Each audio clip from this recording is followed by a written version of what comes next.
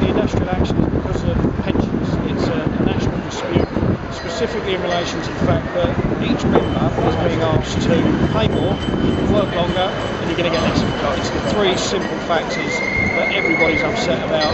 It's the reason why we see, we had out here this morning, 3 generations outside, ranging from 5 years old up to 60 years old, all upset about what's going to happen to them and what's going to happen in the future. So I think it's those 3 key points is why members are so upset and so frustrated, and why we can see such a good turnout today.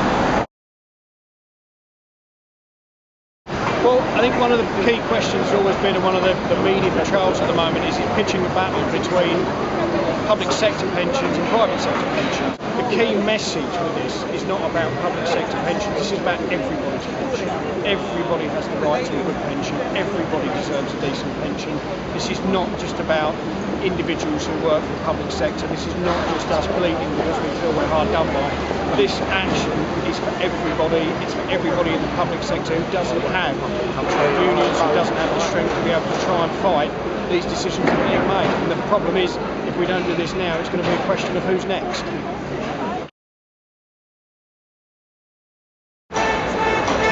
I think what's really very telling as well about the action in particular is the fact that a government a day before this amount of industrial action, seeing all these unions come together, is the announcement that we're hearing now there is another pay freeze or a cap on 1% over the next 2 years, which will equate, and the numbers at the moment, is another 710,000 jobs that are going to be lost across the public sector.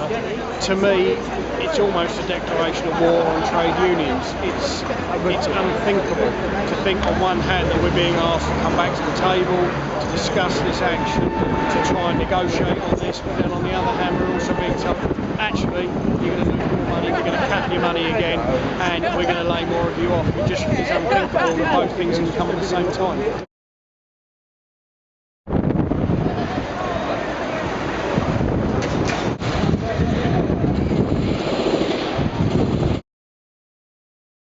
The reason I'm on strike is I just feel that public services have been completely valued by this coalition government, and I'm fed up of getting battered from pillar to post.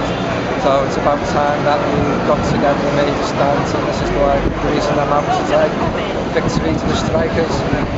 I want to protect my pension and the pension of my colleagues, and because I think that to reward public sector workers is a statement of what society values, not to put a price on everything that moves. My pension and to support my colleagues' pension and to fight for the rights, the employee rights that we've fought so hard over the years to get. Hi, why are we on strike? Well, I suppose nominally we're on strike because of the cuts in pensions, over the public sector pensions, but I think people really feel angry about a lot more things than that.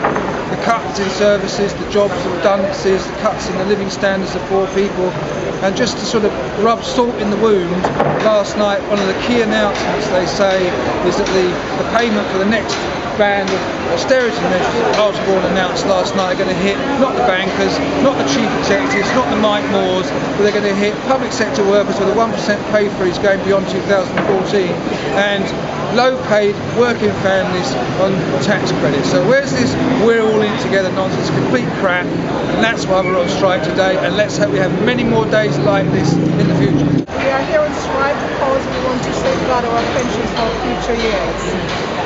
I'm fairly cheesed off about the way the government's targeted public sector employees. The fact that we've got to pay 3% more on top of our pensions, it's not even going into the pension fund, it's going to offset the deficit, and that's really angry. And of course, in the job I do, I can't see myself lasting till 67 or 68 years old.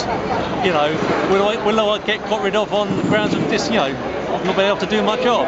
It's disgrace, and that's why I'm out protecting what I already have. I will strike because basically what the government's doing is attacking the public sector workers. It's attacking them on safety rules, it's attacking their pensions, it's attacking their rights to tribunals, and it's attacking their jobs. It's always been like this. This is the standard Tory routine.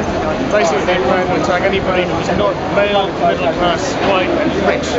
And I don't believe that we should be sacrificing the pensions of the early generation now or in the future. I also don't believe that private sector pensions should be in any way compared with ours, because they should be just as good as ours. It's no answer to drive everybody to the bottom and say, well, our pensions should be just the same as yours. No, we should all have good pensions. That's why I'm on strike today.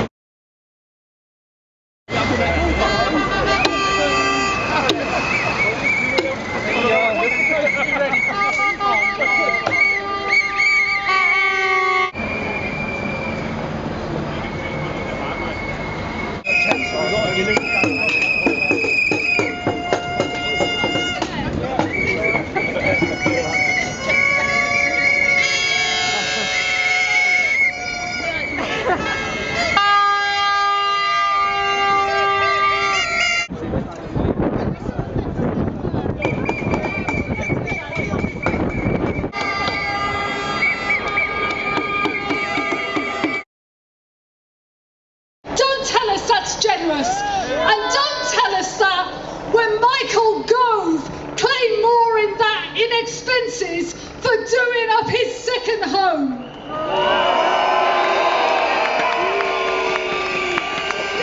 Now the government tells us we're all in this together. Well, if you want to reduce this deficit, why don't you tax the bankers' bonuses? Why don't you crack down on all those corporate tax dodgers? And why don't you support the fairest tax, the tax on the speculators, the Robin Hood tax? Support it now!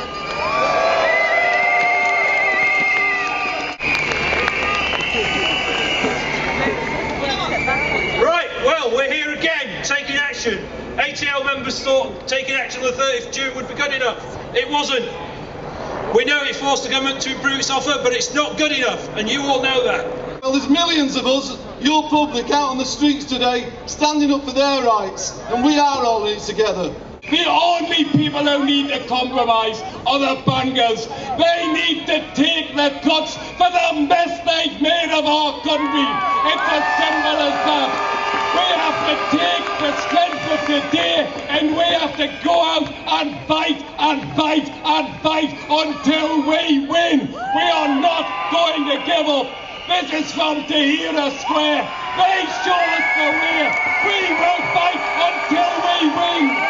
We've also patiently borne the brunt of an economic crisis that's not of our making by accepting pay freezes, job losses and attacks on our terms and conditions. We protect, defend and educate, clean our streets and many other roles essential for a decent and civilised society. The public sector does not directly produce wealth, but it is the muscle that enables mobility. It's the brain that facilitates invention.